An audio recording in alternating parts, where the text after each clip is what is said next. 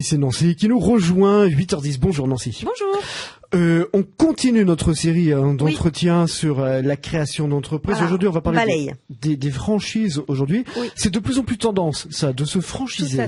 Tout à fait. Bah, c'est quelque chose qui marche bien. Hein. Puis c'est vrai qu'il y a des franchises qu'on le vend en poupe. Hein. On voit sur la région de plus en plus d'enseignes de type Subway, cette sandwicherie un peu à la carte. Aussi les centres de remise en forme, Elencia, Curves, etc.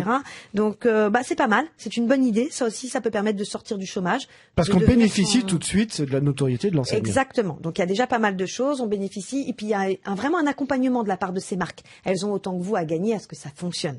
Bon.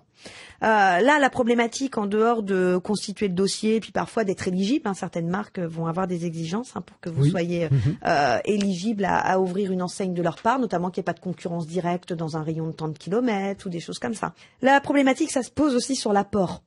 Pour vous donner un titre d'exemple, Curves demande environ 50 000 € d'apport pour lancer une salle. Donc, c'est pas à la portée de tout le monde. Donc, le but de ma prise de parole ce matin, c'est d'être très vigilant à l'identité de la franchise. On voit des trucs assez abracadabresques sur le web. Alors, ça va du pneu écolo, ça va du matelas avec des vertus, je ne sais plus lesquelles. Bref, faites attention à la réputation de la franchise. Ne vous lancez pas sur quelque chose qui n'a pas encore de point de vente. Ne portez pas à bout de bras le développement local ou régional d'une franchise. On a de plus en plus de procès dans les tribunaux de gens qui ont investi 25 000 € sur une franchise et la franchise n'a jamais vu le jour. Ah oui, les gens sont partis avec. Et souvent, ça touche plus les cadres et les cadres supérieurs parce qu'ils ont des indemnités de licenciement assez conséquentes. Et donc, ils investissent leurs indemnités de licenciement dans ce type de projet qui ne verra jamais le jour. Je me souviens d'un candidat qui avait été contacté par une franchise. C'était à lui de trouver le local de 300 mètres carrés sur Nantes. Oui. Voilà, c'est quelque chose qui n'est pas concevable. Si la franchise est vraiment développée, il y a une structure derrière qui va vous accompagner pour trouver tout ça. Vous ne devez pas être seul, vous ne devez pas devenir l'homme à tout faire de la franchise.